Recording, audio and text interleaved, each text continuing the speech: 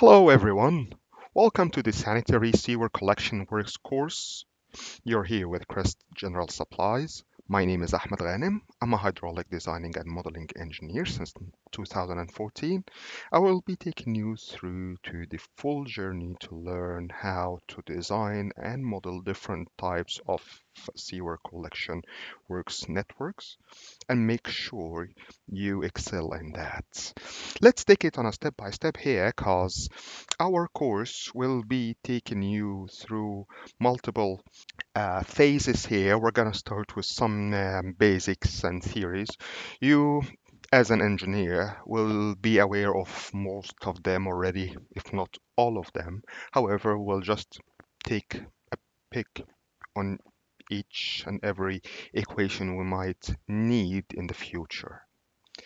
Definitely, we're going to be going through some manual calculations, using the equations and so on and so forth. How to do that in Excel just to save some time. And the most important part in the course itself is the projects. Definitely, we're having multiple projects here. We're going to start with a fairly easy one with just the basics, like how to design the alignment of the network, the directions, the slopes, the lenses, and so on and so forth. Definitely will be going on a little bit tougher types of projects, and the difficulty of the projects will go higher as we go on. Here, we're going to start with something simple. I'm pretty sure you all know about it already, which is the water cycle, starting from the different types of sources until it gets to the end offline and definitely the recycling process. As you see here, we're having the raw water in black, as you see. We're having the raw water from multiple sources, the storm storage plants, like this one here, the storm water collection uh, manholes here, as this one you see. We're having that can be going through the stormwater storage system and definitely can be used here to in the recycling process. We're having raw water also from the freshwater storage like a pond or a river.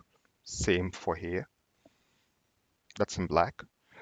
That goes through to the water treatment plant. The water treatment plant can start pumping potable water through to commercial uh, or domestic systems, as you can see here,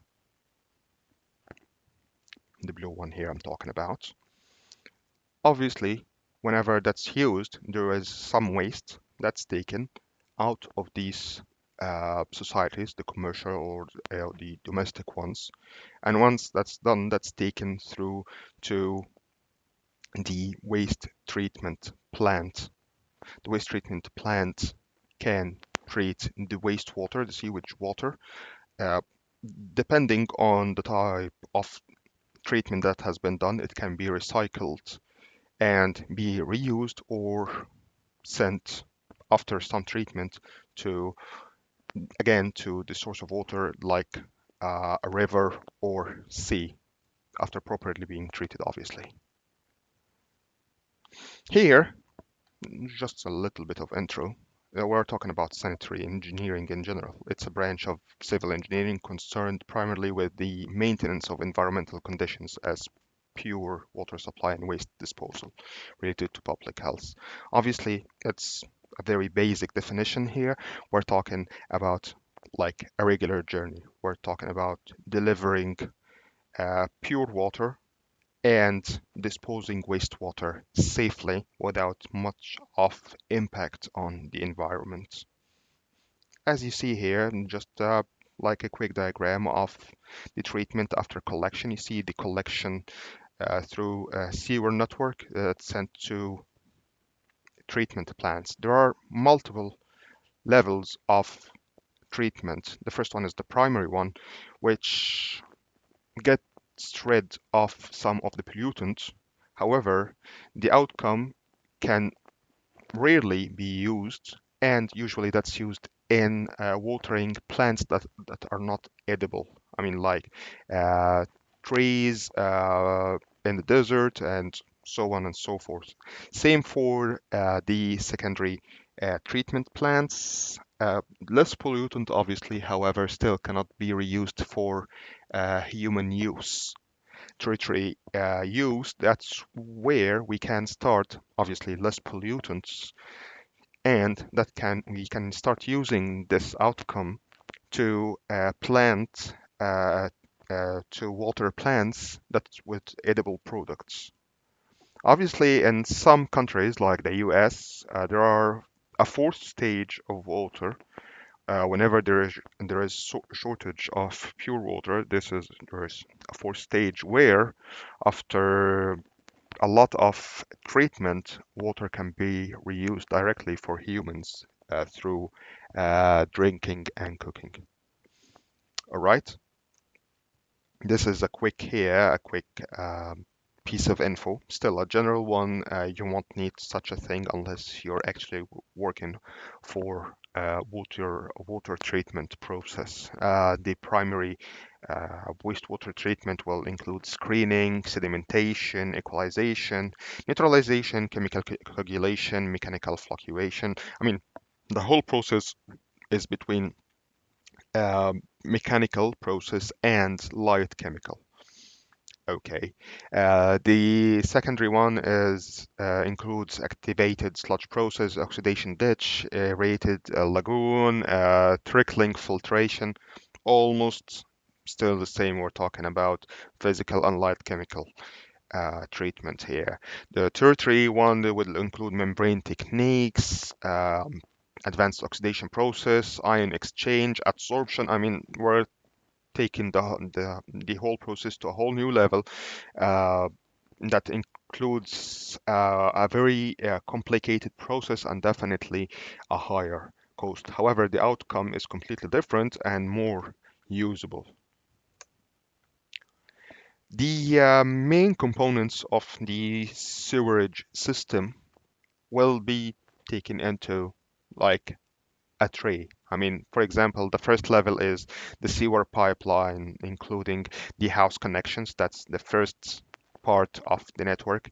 The lateral connection, the branch connection, the submain, the main sewer, the trunk, and the intercepting sewer. I mean, this is the very first level of the network. Then that's uh, carried over to manholes and inspection chambers. Definitely, that's the second level. Then moving to the sewage pumping station, then sewage raising force main, then the wastewater treatment plants. Definitely, that's a lot for a beginning. However, we'll be taking that on a step by step if you're not aware of it already, and that's gonna be a lot easier than ever.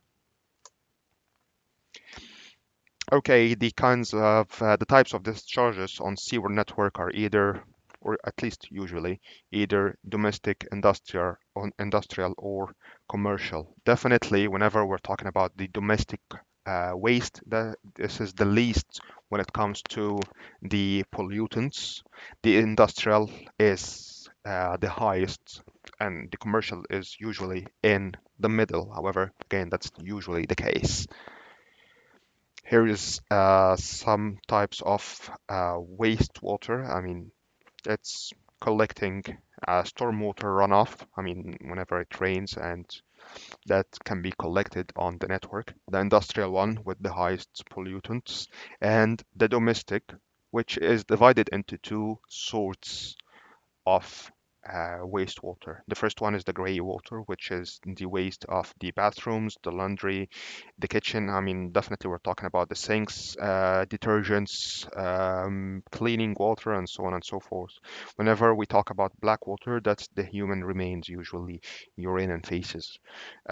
Definitely, whenever we're differentiating between the gray water and the black water, it's the level of pollutants and the type of pollutants. Whenever we're talking about black water, it's usually biological waste. Whenever we're talking about the gray water, it's mainly chemical waste, because we're talking about soap, we're talking about detergents, we're talking about cleaning materials, and so on and so forth. So it differs whenever we're talking about the treatment, because definitely whenever we're talking about the treatment, we're talking about the kind of treatment required and the chemicals or the process that's needed for the treatment here. We'll talk about that in less details, because again, the treatment process itself is not in scope of our course here. However, we're going to be discussing that as a part of general knowledge. Here is a list of pollutants, and just for reading, I mean, whenever you have a chance, what kind of uh, pollutants we're talking about. Talking about chemicals, suspended solids, pathogens, biodegradable organics, stable organics, and so on and so forth. I don't want to bother you with too much information here. That's still unnecessary. So, just for a general piece of info that's available here. Okay, there are two types of reactions that's happening in the sewer that you should be aware of, depending on the type of sewer. If we're talking about rising main sewer, that means that we're having the sewage going through the pipe under pressure. As you can see here, there is a pump that collects the sewage and pumps it to through a pipe, and it doesn't matter the slope if it's going higher or lower, because at the end of the day, the pump pressure is doing the job of transferring the sewage throughout the pipe, which means the pipe will be completely full. Okay, that means that all the organics are going to be kept inside. However, the other type is whenever we're working on gravity sewers, which will be in most of the cases here, we're working on partially full pipes, which means the sewage will be moving under the effect of gravity.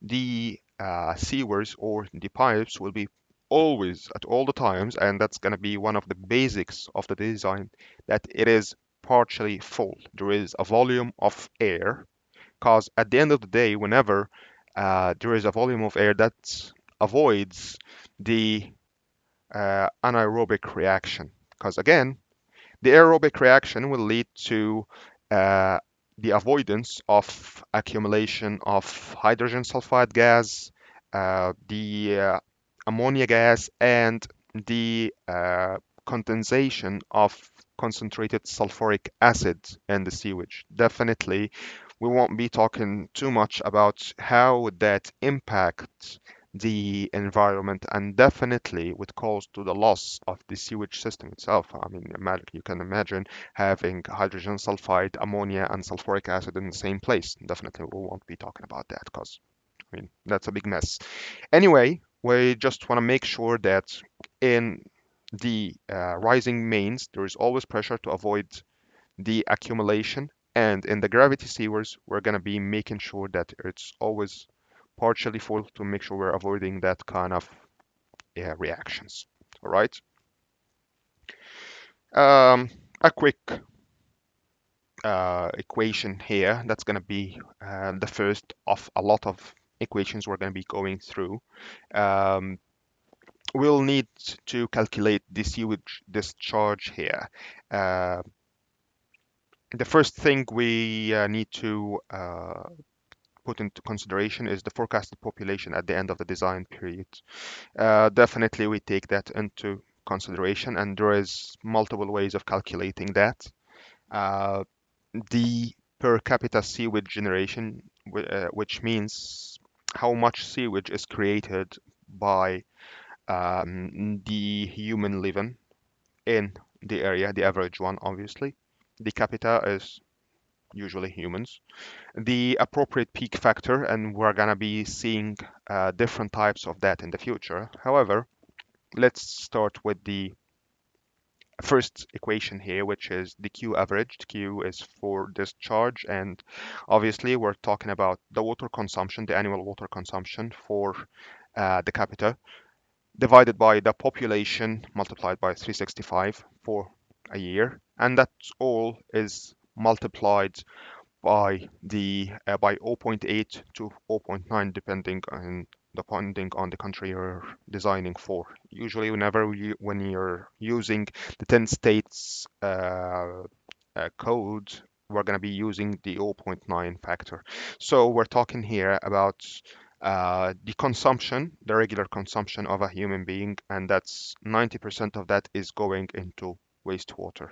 Obviously, whenever we're talking about discharge here, when it comes to either water or sewage, we're talking in liter per capita per day.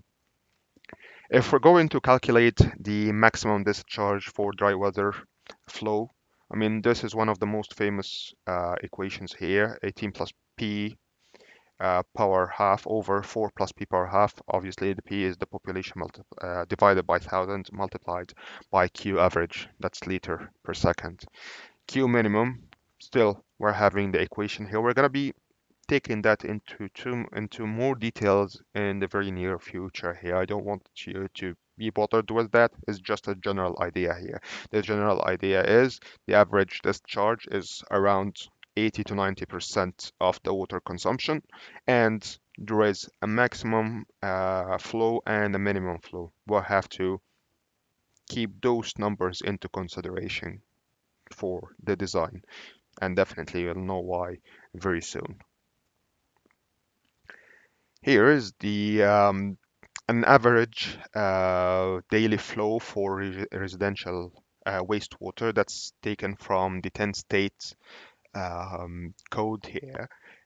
It's given the average flow in gallon per capita per day. Definitely, you'll have to take into consideration the units you're working with.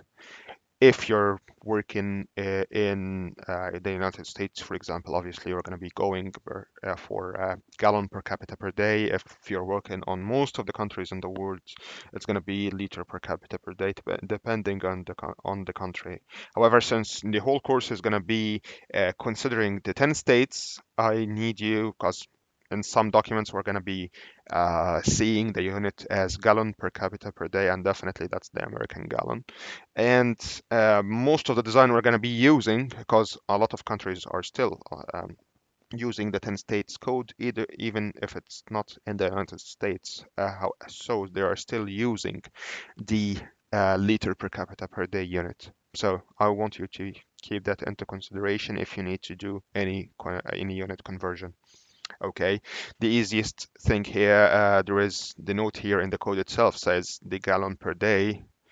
Just multiply it by 3.8 to get the liter per day, as the gallon is around 3.8 liters.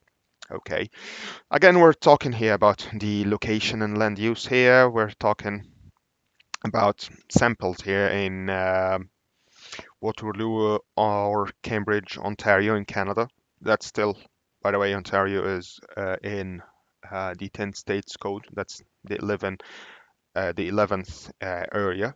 We're talking about Seattle, Washington, Tampa, Florida, Lompoc, California, Eugene, Oregon, Boulder, Colorado, San Diego, California, Denver, Colorado, Phoenix, Arizona. I mean, there is a huge list here, and these are all averages. Depending, again, on the area you're going to be designing, you're going to be aware of the average flows. I mean, for example, if you're designing for a country, let's say X country, you're going to be mostly seeing a table, or you're going to be provided with a table of the average flows depending on the land use and the average consumption. All right, moving on, still another part of the table. Okay, that's the end of today's lecture. We're going to be talking about the rain sewage, how to get rid of the rain or storm water here. Are we going to be getting rid of that in a separate network, or going to be combining that to the regular sewage system? That's a good question we're going to be answering in the next lecture. Thank you and have a wonderful day.